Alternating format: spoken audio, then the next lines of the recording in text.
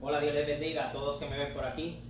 Quiero darle las gracias a Dios primeramente por esta oportunidad y agradeciendo de igual manera a sus pastores humanos por poder impartir esta palabra que Dios tiene para cada uno de ustedes que me ven por aquí, por este medio. Y en esta noche quiero compartir una palabra en el cual le puse como tema miedo. Y quiero comenzar diciéndote: el mundo tiene miedo, o la gente tiene miedo. Y el miedo lo introdujo el diablo después de que la primera pareja pecara. Y eso es una consecuencia del pecado, y eso lo sabemos. Pero vemos cómo después del pecado de Adán y Eva tuvieron miedo de Dios y se escondieron. En Génesis 3:10 vemos que dice su palabra: oí tu andar por el huerto y tuve miedo, porque estaba desnudo y me escondí. O sea, desde ese momento, hermanos, el miedo se fue arraigando a este mundo, en cada mente humana, hasta realmente aún en el reino animal. Ahora, con esto de la pandemia del COVID-19, la gente tiene miedo, ¿verdad?, de no contagiarse. Pero debemos de saber que el miedo es un arma letal que va profundizando las raíces y extendiéndose, haciéndose imposible destriparla sin una ayuda externa al propio ser humano. Quiero decirle que el miedo es el arma que usa el diablo para destruir las almas. Y esto en tanto como en los jóvenes que en los adultos. Y hasta el que profesa creer en Jesús. Pero tú que me ves por aquí, contra esta arma no podemos pelear con nuestras propias fuerzas. Definitivamente no. No hay en el ser humano ningún recurso inherente a él mismo para hacerle frente al miedo. El arma de miedo produce tanto inestabilidad, inseguridad, depresión, angustia, horror, ansiedad, agonía, remordimiento, pensamientos suicidas, enfermedades, tristeza y hasta la muerte.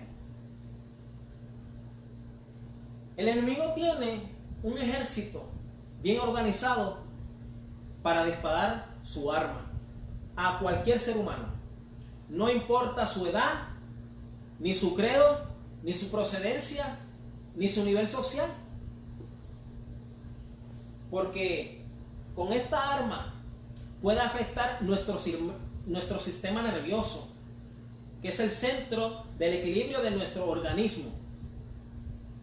Créame, hermano, que el cerebro queda dañado y no percibe la realidad en su debida dimensión. Debo entender que Satanás utiliza esta arma especialmente para arruinar a la gente y llevarla a una condición, hermano, de dependencia absoluta de él. O bien en el caso de que se resista la persona para aniquilarla. Pero también debemos de entender que el miedo cambia según los tiempos, la edad del individuo, su procedencia social, educación, creencias. Pero en definitiva es miedo. Es un miedo auténtico, lo que nosotros como seres humanos sentimos y tenemos las mismas consecuencias en todos. Y hoy en día vemos que como la gente realmente tiene miedo, y vemos que tiene miedo al fracaso laboral, al fracaso sentimental, eso lo vemos mucho, a la enfermedad, al dolor físico y mental, a lo desconocido, a poderes ocultos, a la sociedad, a la agresión, a la vejez. Tanto podemos decir también al castigo. ¿Sabe? Y podríamos decir y citar más miedos. Pero les quiero decir una cosa, hermanos que ven por aquí. El miedo mental es la patología de la historia pasada y la actual. Aunque nos afecta a todos, pero los adolescentes son los más que lo sienten. A nosotros como individuos, el miedo nos paraliza, prácticamente nos anula. Ahora, ¿quieres ver a alguien hundirse? Por decirlo así. ¿Quieres ver a alguien hundirse? Haz que tenga miedo a algo. Haz que tenga miedo a algo si quieres ver a alguien hundirse. Pero vemos muchos casos que los sentimientos y las emociones equivocadas pueden enfermarnos, porque cuando nosotros permitimos que los sentimientos y las emociones nos poseen, entonces se liberan tóxicos fatales en el cuerpo, lo que es la adrenalina, cortisol, cosas que realmente atacan nuestros órganos. Ahora, ¿sabías que el miedo produce más de 1400 reacciones químicas y libera más de 30 hormonas que enferman y matan? ¿Sabías eso? Adán y Eva, como dije al principio, tuvieron miedo y se escondieron. Hombres de la Biblia, como Abraham, tuvo miedo de decir que Sara era su esposa por temor a que lo mataran para robársela, y mintió. Jacob tuvo miedo de su hermano. ¿Y qué pasó? Huyó para que no lo mataran. Moisés también tuvo miedo de que lo mataran cuando supo que le habían descubierto su crimen, y por eso también, ¿qué pasó? Tuvo miedo y huyó. Saúl y todo su ejército tuvieron miedo de Goliat. Los egipcios también temieron a los israelitas, y los israelitas también tuvieron miedo a sus enemigos. Los hombres que iban en el barco con Jonás también tuvieron miedo a la tempestad. Los discípulos tuvieron miedo cuando Jesús caminaba por el mar, sobre el mar, pues. También tuvieron miedo cuando se desató la tempestad. Cuando detuvieron a Jesús, también tuvieron miedo. Y finalmente, la muerte de Cristo temieron al ser perseguidos y asesinados. Pero ¿cuántos temores y miedos te podría citar, no? Qué tremendo, ¿verdad? Pero hoy la historia continúa, hermanos.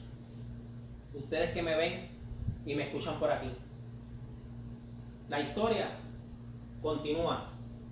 Nosotros como cristianos tenemos el antídoto para eliminar nuestro miedo. Así de sencillo. Tenemos el antídoto para eliminar nuestro miedo. Y es a Jesús en nuestra vida. En todo tiempo y en todo momento. No solo de ratito, no. De ratito no. Es en todo tiempo y en todo momento. Jesús sabe cómo eliminar nuestro miedo. Por eso el Evangelio aparece cientos de veces la expresión no temas. El miedo va a estar presente, pero Jesús sabe con qué clase de miedo tenemos que lidiar cada uno de nosotros, porque Él estuvo en esta tierra y tiene experiencia. Por eso vino a morir en el Calvario, para terminar con nuestros miedos y con aquel que lo produce, que usted ya sabe y lo sabemos que es Satanás. La sangre de Jesús, hermano, es una garantía de nuestra liberación de las cadenas del miedo realmente, hermano. No importa de qué naturaleza sea, no importa. Hoy les quiero dejar 3 cosas que podemos identificar que están en la Biblia para vencer el miedo. 3 cosas les quiero dejar. Número 1, confiar. Esta es la primera. Confiar. Debes de aprender a confiar más en Dios y en los que Él nos enseña en su palabra, porque de nada te va a servir, hermano, decir que creemos si no hacemos caso de lo que el Señor nos transmite en las Sagradas Escrituras, de las promesas realmente que allí se consignan, hermanos. Existen miles de promesas que Dios tiene en su gran amor y misericordia. Nos ha hecho a cada uno de nosotros para que la abracemos y hagamos nuestra. Y una de esas promesas nos dice bien claro en Juan 14:27, la paz os dejo, mi paz os doy. Os la doy no como el mundo la da. ¿Oyeron? ¿Qué nos dice esa palabra? No como el mundo la da. También nos dice, no se turbe vuestro corazón, ni tenga miedo. Es el mismo Dios que nos pide que no tengamos miedo, de que no nos turbemos, que lo dejemos todos en sus manos. En Mateo 11:28 también nos dice, venid a mí todos los que estáis trabajados y cargados, y yo os haré descansar. Llevad mi yugo sobre vosotros y aprended de mí, que soy manso y humilde de corazón, y hallaréis descanso para vuestra alma. Ahora yo te pregunto, y quiero que preste atención a esta pregunta.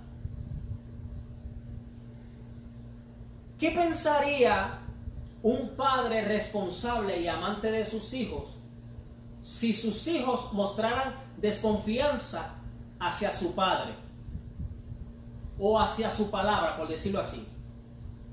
Sí, papá, te queremos mucho, pero no confiamos en lo que tú nos dices. O sea, sí, papá, te queremos mucho, pero no confiamos en lo que tú nos dices. Créanme, hermano, esto desgarraría su corazón si un hijo le dice eso a su padre. Pues así también se sentiría nuestro Padre que está en los cielos. Así también se sentiría. De creer la palabra del Señor nos coloca en un terreno en el cual no vamos a poder hallar la paz. Realmente, hermano. Ni la paz, ni la seguridad, ni la tranquilidad de espíritu. Por eso, como primer paso, como dije al principio, necesitamos aprender a confiar. Porque cuanto más confiemos en el Señor, le conoceremos y le amaremos. Y aún más entenderemos que el control de todas las cosas de este mundo y de nuestra vida está en las manos de Dios, que hace lo mejor por quienes confían en Él. El que confía en el Señor vive tranquilo y aleja sus temores. Así de sencillo. El que confía en el Señor vive tranquilo y aleja sus temores. Él te dice, no temas, porque yo estoy contigo. No desmayes, porque yo soy tu Dios, que te esfuerzo. Siempre te ayudaré. Siempre te sustentaré con la diestra de mi justicia. ¿Cuántos bendicen a Dios? Amén. Segundo punto. El primero dije confiar. El segundo es caminar por fe. Caminar por fe, hermano. Hoy en día vemos que indispensablemente aprender a caminar por fe y no por vista, tal como nos enseña el apóstol Pablo, significa entonces que cada vez que caemos en una situación que nos infunde temor, pues debemos fundamentarnos en principios y no en emociones y sentimientos. Porque, hermano, los sentimientos son tan cambiantes como el tiempo. Así. Son tan cambiantes como el tiempo. Mucha gente vive del alimento que le proveen sus emociones y sentimientos. Es como decir, si estás de buen humor, entonces todo marcha bien. Oh, sí, a gusto. Pero si por cualquier circunstancia externa o interna, rápido se pierde la alegría y viene el temor. Mira, hermano, automáticamente los sentimientos negativos te invaden y aún te desgastan, hasta te llevan a una enfermedad. Es más, te puede llevar hasta la muerte, hermano. Lo que son emociones negativas, como el temor, tanto como el afán y la ansiedad, generan una clase de sustancias que afectan nuestros órganos, hermano. Pero el pecado es el mayor productor del miedo. Así de sencillo. El pecado es el mayor productor del miedo. Tienes que vivir en armonía, pero con Dios, a través de la obediencia a la santa ley, porque eso te va a alejar el miedo y te va a provocar emociones correctas. Mira lo que nos dice en Isaías 48:18. Si hubieras atendido a mis mandamientos, entonces sería tu paz como un río y tu justicia como las ondas del mar. Hermano, las emociones, los sentimientos no siempre son estables, hermanos. No siempre son estables. Cualquier cosa, como una enfermedad, un accidente o la pérdida de trabajo, una discusión, una mala noticia, fricciones familiares, etc. Todo eso nos roban la dicha y te pone en un estado negativo de miedo y de depresión. Pero cuando nos aferramos a la fe y nos establecemos sobre los principios de la palabra de Dios, entonces el temor se desvanece. Ahora, ojo con esto, hermanos, ojo con esto. Puede ser que nuestro corazón señale una dirección cada vez diferente, pero la fe siempre es estable. Siempre se aferra aún, así dice el Señor, a los principios que tanto están estipulados en su palabra y no depende de gustos personales, ni de cultura, ni de posición social, porque esto es diferente en todos, hermanos. Su palabra dice que la fe es la certeza de lo que se espera, la convicción de lo que no se ve. La fe, hermano, te ayuda a consolidar los principios y te llevan realmente a la victoria. La fe no depende de estados anímicos o circunstancias externas. La fe se nutre y se desarrolla a través del estudio de la palabra de Dios y la oración. ¿Qué pasó con los hombres de Israel que temblaban de miedo frente a Goliat? Ellos se dejaron llevar tanto por sus emociones y sentimientos negativos. Mas, sin embargo, un joven sin experiencia tomó una onda y, ejercitando su fe, enfrentó a Goliat y lo venció. ¿Quién fue ese? David. David no se dejó envolver por las emociones y sentimientos de derrota. No. Él no se comparó con el gigante. Sencillamente ejerció su fe en Dios y terminó con Goliat. Así de sencillo fue. Hermanos, la fe no tiene límite. Lo que la fe puede proporcionarnos es una certeza, una convicción que nos coloca, hermanos, en un terreno ventajoso. ¿Sabe por qué? Porque realmente comprometemos a Dios y a su palabra, donde se enseña que el que tiene fe, como un grano de mostaza, moverá montañas de dificultades. Y realmente yo me pongo a pensar, digo, ¿cómo no? ¿Cómo no vencer a uno los miedos con esa fe que tenemos de granito de mostaza? ¿Ah? Hagamos nuestra la petición, la que los discípulos le hicieron a Jesús. Aumentanos la fe. También te dice, yo he venido para que tengan vida y para que la tengan en abundancia. Así dice su palabra, Él nos ha dicho eso.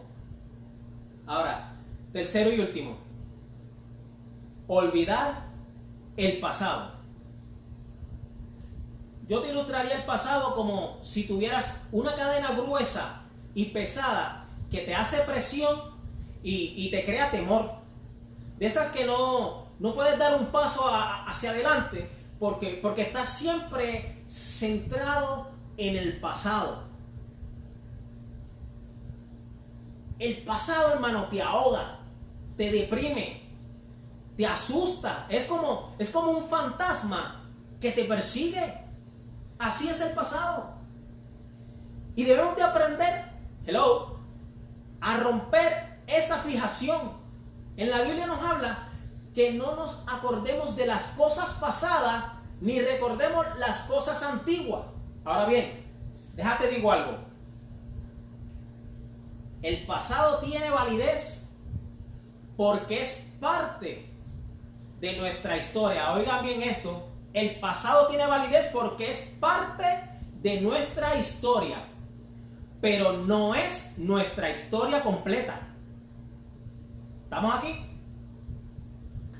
Si estamos vivos, hermanos, es porque todavía hay esperanza para nosotros. De nada te va a servir centrarte en el pasado. ¿O es que vas a vivir en sus cáscaras lamentándote de qué te hicieron o qué hiciste o qué no hicimos? ¿Te vas a estar lamentando de eso? No. Mira, en las estadísticas que busqué y pude ver en las estadísticas que decía que el 85% de las personas son por cuestiones de que tuvieron lugar en el pasado. El pasado te sirve para algo, para que si cometiste un error, aprendas de él y no lo vuelvas a cometer más. Te sirve también para que corrijas tu forma de vivir. ¿Sabe lo que Jesús enseñaba? Él enseñaba que la solución a todos los problemas pasaba por dejar de hacer lo malo. Eso era lo que enseñaba. Lo que fue, hermano, ya pasó. Podemos redimir en gran medida nuestro pasado, pero actuando bien en el presente. Habrán cosas que no las podremos restaurar, hermanos. Sí, habrán cosas que no las podremos restaurar. Pero eso queda en las manos de Dios. Pero sin embargo, podemos escribir una nueva historia y un nuevo capítulo. Los temores que nos llegan, hermano, no debemos de interpretarlos como amenaza. En el momento que los asumamos y aceptemos que lo que pasó, pasó y ya no puede cambiarse, entonces lo percibiremos como amenaza muy valiosa para no repetir el mismo error. ¿Qué nos dice en la palabra en Filipenses 4? Nos dice que por nada estemos afanosos, más bien presentar nuestros pedidos a Dios en oración y ruego y acción de gracia. Y la paz de Dios, que sobrepasa todo entendimiento, guardará nuestro corazón y nuestro pensamiento en Cristo Jesús. Termino diciéndoles que el amor y la misericordia de Dios nos debe cimentar sobre la seguridad de que todas nuestras faltas y pecados fueron pagados por Cristo en la cruz. Realmente, confiando en sus méritos divinos y ejerciendo la fe en su sacrificio expiatorio, obtenemos el perdón y la paz. Por tanto, la liberación del temor, habiendo sido justificado por la fe, estamos en paz con Dios por medio de nuestro Señor Jesucristo. Seas quien sea, hermano, estés donde estés, el Señor Jesucristo quiere ayudarte a eliminar todos tus miedos, hermano. Así que déjale hoy mismo que lo haga. Pídeselo en oración y confía que así será. Amén.